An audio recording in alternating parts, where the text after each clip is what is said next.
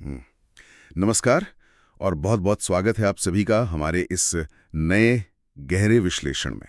जी स्वागत है। आज का जो विषय है ना मतलब वो बहुत ही खास है। हम बात कर रहे हैं हिंदी साहित्य के एक एक मील के पत्थर की। आचार्य रामचंद्र शुक्ल का निबंध कविता क्या है। बिल्कुल। और इस विस्तृत चर्चा के लिए हमारे पास दो बहुत ही अहम स्रोत हैं। पहला, नागरी प्रचारिणी सभा द्वारा प्रकाशित व्योमेश शुक्ल जी का एक बहुत ही शानदार लेख। हाँ, जो इस निबंध की रचना प्रक्रिया पर बात करता है। बिल्कुल, जो पूरे 22 साल लंबी ऐतिहासिक प्रक्रिया का विवरण देता है।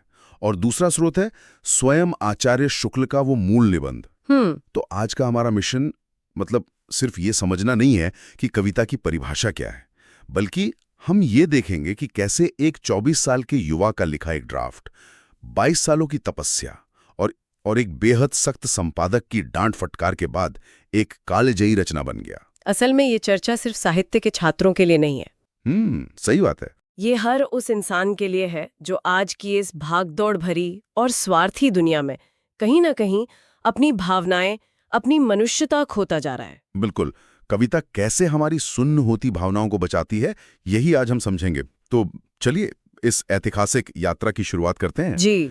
तो कहानी शुरू होती है 1908 की सर्दियों में बनारस में रहने वाले रामचंद्र शुक्ल, जो उस वक्त महज 24 साल के थे। उन्होंने 17 पन्नों का एक ड्राफ्ट लिखा और उसे भेज दिया सरस्वती पत्रिका के संपादक को। और वो संपादक कौन थे? आचार्य महावीर प्रसाद द्विवेदी, जो अपनी सख्ती के लिए मतलब बहुत मशहूर थे। जी। तो जब एक युवा लेखक का सामना इतने कड़े संपादक से होता है तो क्या होता है? स्रोत बताते हैं कि द्विवेदी जी ने उनके लेख पर खूब कैंची चलाई। यहाँ सबसे दिलचस्प बात यह है कि द्विवेदी जी का पूरा ध्यान भाषा को सरल और आधुनिक बनाने पर था। एक उदाहरण देती हूँ। मूल मसौदे में शुक्ल जी ने लिखा था कविता मनुष्यता की संरक्षणी है। हाँ, जो कि सुनने में काफी भारी भरकम लगता है। बिल्कुल। तो द्विवेदी जी ने इसे काटकर क्या कर दिया? उन्होंने लिखा कविता से मनुष्य भाव की रक्षा होती है। क्या बात है! मतलब मनुष्यता की संरक्षणी बहुत ही अमूर्त सा लगता है और मनुष्य भाव की रक्षा सीधा हमारे दिल पर असर करता है। एकदम। और आपको पता है पत्रों में दोनों के बीच खूब बहस भी हुई थी। हाँ, मैंने स्रोतों में पढ़ा वो ध्वनि माधुर्य शब्द को लेकर। जी, शुक्ल जी ध्वनि माधुर्य रखना चाहते थे, पर द्विवेदी जी अड़ गए और उसे श्रुति सुखदता कर दिया। इससे पता चलता है कि कोई भी महान रचना रातों रात नहीं बनती। एक लगातार संवाद और निर्मम संपादन की प्रक्रिया होती है उसके पीछे। बिल्कुल। अच्छा, इसी बीच श्रोतों में एक और दौर का जिक्र है, फ्री ट्रांसलेशन या भावानुवाद का दौर। 1903 का साहित्य और 1914 का आदर्श जीवन। हाँ, तो शुक्ल जी ने जॉन हेनरी कार्डिनल न्यूमन और थियोडोर थॉर्नटन मुंगर की अंग्रेजी किताबों का सिर्फ लाइन दर लाइन अनुवाद नहीं किया। नहीं, उन्होंने उन विचारों को पूरी तरह से भारतीय चित्तवृत्ति के सांचे में ढाल दिया। मतलब ये महज अनुवाद नहीं था, एक तरह की पुनर्रचना थी, है ना? बिल्कुल। और इसी पुनर्रचना से मित्रता जैसे उनके प्रसिद्ध मौलिक निबंध निकले। ये दो अलग अलग बौद्धिक परंपराओं का बहुत ही सुंदर संगम था। सही कहा। अच्छा, अब एक बहुत ही हैरान करने वाले तथ्य पर आते हैं। जी बताइए। मनोविकार शब्द, जो आगे चलकर आचार्य शुक्ल की पूरी पहचान बन गया, वो असल में उनके पहले ड्राफ्ट में था ही नहीं। हाँ, ये साहित्य के इतिहास की बहुत ही कम जानी गई सच्चाई है। ये शब्द पहली बार द्विवेदी जी ने ही जोड़ा था उनके लेख में। और शुक्ल जी को ये इतना सटीक लगा कि उन्होंने इसे अपना लिया और मनोविकारों का विकास नाम से पूरी निबंधमाला लिख दी। लेकिन फिर एक बहुत बड़ा मोड़ आता है 22 साल बाद, 1939 में। बिल्कुल। जब उनका प्रसिद्ध ग्रंथ चिंतामणि प्रकाशित हुआ तो उन्होंने इस मनोविकार शब्द को हटा दिया और उसकी जगह भाव शब्द रख दिया। मैं सोच रहा था कि आखिर ऐसा क्यों किया उन्होंने? अगर हम इसे व्यापक संदर्भ से जोड़कर देखें तो मनोविकार में कहीं ना कहीं एक पश्चिमी मनोविज्ञान की झलक थी, जैसे मन की कोई बीमारी या असंतुलन। जैसे कोई डिसऑर्डर हो। हाँ, लेकिन 22 साल के चिंतन के बाद शुक्ल जी अपनी विचार यात्रा को भारतीय काव्य शास्त्र के रस सिद्धांत से पूरी तरह जोड़ना चाहते थे। आहा। रस सिद्धांत में भाव कोई बीमारी नहीं है, ये चेतना की बहुत गहरी अवस्था है। मतलब पश्चिम के मनोविज्ञान से भारत के रस दर्शन तक का सफर तय किया उन्होंने। बिल्कुल सही। तो अब आते हैं उस सबसे बड़े सवाल पर, आखिर कविता है क्या? स्रोतों में आचार्य शुक्ल की जो सबसे प्रसिद्ध परिभाषा दी गई है वो मैं रखना चाहूंगी। उन्होंने लिखा है, जिस प्रकार आत्मा की मुक्तावस्था ज्ञान दशा कहलाती है, उसी प्रकार हृदय की ये मुक्ता अवस्था रस दशा कहलाती है। ये एक पंक्ति अपने आप में एक पूरा दर्शन है। सच में देखिए, जैसे आत्मा अज्ञान से मुक्त होकर सच्चा ज्ञान पाती है, वैसे ही हमारा हृदय, जो आमतौर पर छोटे छोटे स्वार्थों में बंधा रहता है, जब वो उन स्वार्थों से आजाद होकर पूरी सृष्टि के साथ जुड़ जाता है, तो उस आजादी को ही रसदशा कहते हैं। और जो चीज हमारे हृदय को इस रसदशा तक पहुंचाती है वो कविता है। और मुझे बहुत हैरानी हुई ये पढ़कर कि शुक्ल जी ने हृदय को मुक्त करने वाली इस साधना को भाव योग नाम दिया है जी। और उसे भारतीय दर्शन के कर्मयोग और ज्ञान योग के बिल्कुल बराबर ला खड़ा कर दिया है। ये बहुत ही क्रांतिकारी बात है, क्योंकि अक्सर हम लोग भावनाओं को कमजोरी मान लेते हैं। ज्ञानी या कर्मठ इंसान की इज्जत ज्यादा होती है। हाँ, समाज में तो ऐसा ही होता है। लेकिन शुक्ल जी कहते हैं कि बिना सही भावनाओं के ज्ञान और कर्म दोनों रूखे हो सकते हैं। बिल्कुल। और भावनाओं को समझने के लिए ही स्रोतों में एक बहुत ही जबरदस्त सिद्धांत दिया गया है, सभ्यता का आवरण, यानी कवर्स ऑफ सिविलाइजेशन। हाँ, ये मेरी पसंदीदा अवधारणाओं में से एक है। तो इसे जरा आसान भाषा में समझाइए हमारे श्रोताओं के लिए। देखिए, जैसे जैसे सभ्यता बढ़ती है ना, हमारे मूल भाव छिप जाते हैं। एक बहुत ही सटीक उदाहरण दिया गया है स्रोतों में। मान लीजिए एक कुटिल भाई है। वो अपने सगे भाई की संपत्ति हड़पने के लिए वकीलों से मिलकर कोई जाली दस्तावेज बनवा लेता है जी। अब जब पीड़ित भाई उस जाली दस्तावेज को देखता है तो उसे भयंकर गुस्सा आता है। जाहिर है। लेकिन अगर ध्यान से देखें तो क्या उसे उस कागज के टुकड़े या उस स्याही पर गुस्सा आ रहा है? नहीं, कागज में तो ऐसा कुछ नहीं है जो गुस्सा दिलाए। असल में गुस्सा इस बात का है कि उस जाली दस्तावेज की वजह से उसके बच्चों का खाना छिन जाएगा, उनके सिर से छत छिन जाएगी। अन्न और वस्त्र छिन जाने का जो डर है वो असली भाव है। बिल्कुल। और स्रोतों में इसकी तुलना एक जानवर से भी की गई है। हाँ, वो कुत्ते वाला उदाहरण। जी। अगर एक कुत्ता अपना खाना खा रहा है और कोई दूसरा कुत्ता आकर वो खाना छीने तो वो गुर्राएगा, हमला कर देगा सीधा। बिल्कुल, वो उसका आदिम मूल भाव है। इंसान के मामले में भी मूल भाव वही है, खाना छिन जाने का गुस्सा। लेकिन इंसान ने उस मूल भाव के ऊपर कानून, अदालत, वसीयत के इतने सारे कपड़े पहना दिए हैं कि असली भावना छिप गई है। यही सभ्यता के आवरण हैं और कविता का काम यही है। कविता इन नकली आवरणों को खींचकर हटा देती है। वो कोर्ट कचहरी की बात नहीं करेगी, वो सीधे भूखे रोते हुए बच्चों का चित्र खड़ा कर देगी, ताकि हमारी सोई हुई भावनाएं जाग सकें। क्या बात है। और एक बहुत बड़ी गलतफहमी ये भी है कि इंसान बड़े बड़े काम सिर्फ ज्ञान या लॉजिक से करता है, जबकि ऐसा बिल्कुल नहीं है। स्रोतों में चाणक्य का उदाहरण है।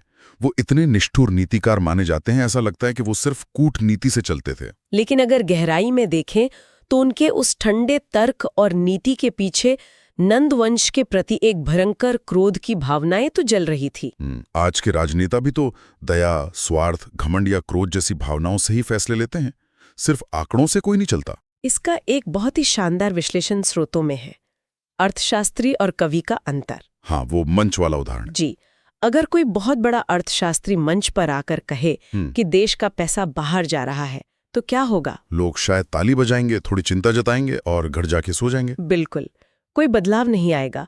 लेकिन अगर एक कवि आ जाए और वो भूख से तड़पते बच्चे और उसकी बेबस रोती हुई माँ का दृश्य खड़ा कर दे तो लोग करुणा और क्रोध से भर उठेंगे। वो उठ खड़े होंगे बदलाव के लिए। मतलब ज्ञान हमें समस्या बताता है जी, लेकिन लड़ने की ताकत, वो धक्का सिर्फ भावनाएं देती हैं। एकदम सही। और इसीलिए आचार्य शुक्ल ने उन लोगों के लिए एक शब्द इस्तेमाल किया है, अर्थपिशाच। अर्थपिशाच मतलब जो पैसे के लिए जड़ हो चुके हैं। हाँ, जो लालची हैं या क्रूर अधिकारी हैं, जिनका हृदय पत्थर हो चुका है। तो ऐसे पत्थर दिल लोगों के लिए कविता क्या कर सकती है? ऐसे लोगों के लिए कविता ही इकलौती दवा है। देखिए, एक जानवर भी अपने बच्चों से प्यार करता ही है। वो तो है। अगर एक इंसान भी सिर्फ अपने परिवार तक सीमित रहे तो जानवर और उसमें क्या फर्क है? कविता हमारे स्वार्थ के घेरे को तोड़ती है, वो इंसान को विश्व हृदय बना देती है। विश्व हृदय मतलब पूरी दुनिया के दुख दर्द को अपना समझना। बिल्कुल। जब आप कविता पढ़कर किसी अनजान इंसान के दुख पर रो पड़ते हैं तो आपकी मनुष्यता बड़ी हो रही होती है। ये बहुत ही विशाल विचार है। अच्छा, जब हम कविता की बात करते हैं तो सबसे पहले दिमाग में क्या आता है? बसंत ऋतु, फूल, नदियां, सौंदर्य। हाँ, तो क्या सच्चा सौंदर्य सिर्फ इन्हीं अच्छी अच्छी चीजों में है? यहीं पर सबसे बड़ा भ्रम होता है। सौंदर्य बाहर की चीजों में नहीं है। शुक्ल जी कहते हैं सौंदर्य मन के भीतर की तदाकार परिणति है। तदाकार परिणति थोड़ा आसान भाषा में समझाएंगे? इसका मतलब है मन का किसी बाहरी दृश्य के साथ पूरी तरह से घुल मिल जाना, एकाकार हो जाना। एक सच्चा कवि सिर्फ गुलाब के फूलों में सुंदरता नहीं देखता, वो तपती धूप में, किसी खंडर झोपड़ी में, यहाँ तक कि कुत्तों और बिल्लियों की हरकतों में भी। जी, और स्रोतों में तो यहाँ तक कहा गया है कि रावण को मारने वाले भगवान राम के भयंकर क्रोध में भी एक अद्भुत सौंदर्य है। क्रोध में सौंदर्य, ये कैसे संभव है? क्रोध तो नकारात्मक होता है ना? क्योंकि राम का वो क्रोध किसी निजी स्वार्थ के लिए नहीं था, वो पूरी सृष्टि के कल्याण के लिए, एक बड़े अन्याय को खत्म करने के लिए था। ओहो। इसलिए उस क्रोध के पीछे एक परम सौंदर्य है जिससे पाठक एकाकार हो जाता है। ये बात तो कविता को लेकर उस पुरानी सोच को भी तोड़ देती है कि कविता का काम सिर्फ हमारा मनोरंजन करना है। बिल्कुल। स्रोतों में रीतिकाल के कवियों का बहुत मजाकिया उदाहरण दिया गया है। हाँ, जो रईसों और राजाओं का दिल बहलाने के लिए लिखते थे। वो कवि महलों में बैठकर गर्मी सर्दी के नुस्खे कविता में लिखते थे, गुलाब जल, मकरध्वज रस। जैसे वो कवि न होकर कोई वैद्य हो जो राजाओं की सुख सुविधा का ध्यान रख रहे हों। एक चुंबक है, जैसे कड़वी दवा को मीठे सिरप में मिलाकर देते हैं ना। हाँ। बस वो मिठास श्रोता को बांधे रखती है, लेकिन असली लक्ष्य हृदय के मर्म को छूना है। वो दवा असर करनी चाहिए। और ये दवा बनती कैसे है? मेरा मतलब है कविता की भाषा कैसी होनी चाहिए? स्रोत बताते हैं कि कविता में तकनीकी शब्दों का काम नहीं है। बिल्कुल नहीं, पारिभाषिक शब्दों से कविता नहीं चलती। अगर किसी को अत्याचार दिखाना है तो अत्याचार हो रहा है कहने से बात नहीं बनेगी। इसके लिए मूर्त विधान या विजुअल इमेजरी चाहिए, स्पष्ट दृश्य, जैसे हत्या हो रही है, बच्चे रो रहे हैं। बिल्कुल। और इसी के लिए कवि लक्षणा शक्ति यानी लक्षणा का इस्तेमाल करते हैं। स्रोतों में इसका एक बहुत प्यारा उदाहरण है। विवाह किया कहने से कोई भावना नहीं जागती, लेकिन हाथ पकड़ा कहने से, सहारा देने का, जिंदगी भर साथ निभाने का एक बहुत ही मर्मस्पर्शी चित्र सामने आता है। और शब्दों का चुनाव भी बहुत सोच समझकर होता है। जैसे अगर रक्षा के लिए ईश्वर को पुकारना हो तो आप वृंदावन बिहारी नहीं पुकारेंगे, क्योंकि वो तो प्रेम और रासलीला के प्रतीक हैं। जी। विपत्ति में आप पुकारेंगे मुरारी या कंस निकंदन, क्योंकि उन नामों में संहारक की ताकत है। सही बात है। अच्छा, भाषा की बात हो रही है तो चमत्कार और अलंकार जैसे उपमा, रूपक, इन पर भी चर्चा हुई है स्रोतों में। हाँ, और ये स्पष्ट किया गया है कि ये सिर्फ साधन है, साध्य नहीं। मतलब अगर कविता में सिर्फ शब्दों का खेल है और कोई भावना नहीं, तो आचार्य शुक्ल उसे कविता नहीं मानते। उसे स्रोतों में सिर्फ सूक्ति कहा गया है, क्लेवर सेइंग। जैसे बिहारी कवि के विरह वर्णन का वो मशहूर अतिशोक्ति वाला उदाहरण। हाँ, जहां नायिका विरह में इतनी सूख गई है कि सांस लेने पर 2-4 हाथ आगे पीछे उड़ने लगती है। ये सुनकर पीड़ा कहाँ महसूस होती है? ये तो किसी सर्कस का तमाशा लगता है। हास्य रस बन गया ये तो। बिल्कुल। जबकि मतिराम या देव की कविताओं में चमत्कार के साथ साथ सच्ची पीड़ा भी है। तो निष्कर्ष यही निकलता है कि अलंकार तभी सार्थक हैं जब वे मूल भाव को बढ़ाएं, वरना वे कुरूप शरीर पर लादे गए गहनों के भारी ढेर जैसे हैं। बहुत ही सटीक बात। तो इस पूरे गहरे विश्लेषण को अगर हम समेटें तो आचार्य रामचंद्र शुक्ल का ये निबंध 1908 से लेकर 1939 तक की जो इसकी यात्रा रही, यह हमें बताता है कि कविता मनुष्यता की रक्षक है। बिल्कुल। जब हम इस मशीनी दुनिया में फंसकर अपनी मनुष्यता भूलने लगते हैं, तब कविता ही हमारे हृदय को झकझोर कर जगाती है। 22 साल के संपादन से निकला यह दस्तावेज आलोचना और भावना को एक जगह ले आया। और इसी बात से जुड़ा हुआ मैं एक विचार हमारे श्रोताओं के सामने रखना चाहूंगी। जी बिल्कुल। आज के इस डिजिटल युग में जहां हमारी हर भावना, हमारे हर रिश्ते को एल्गोरिदम, लाइक्स और स्क्रीन्स के नए सभ्यता के आवरणों ने ढक लिया है, तो क्या हमारी असली मनुष्यता पूरी तरह से सुन्न होती जा रही है?